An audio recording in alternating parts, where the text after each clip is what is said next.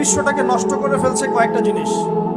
এক নাম্বার, বস্তুবাদিতা, মানে মেটেরিয়ালিজম, বস্তুবাদিতা। বস্তুবাদিতা কি জিনিস?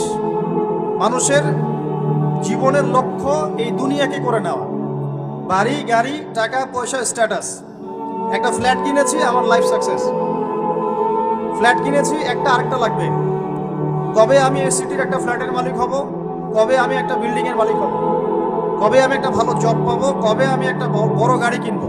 এক্স করোলা কিনেছি, চলছে না, বিএমডাব্লিউ লাগবে।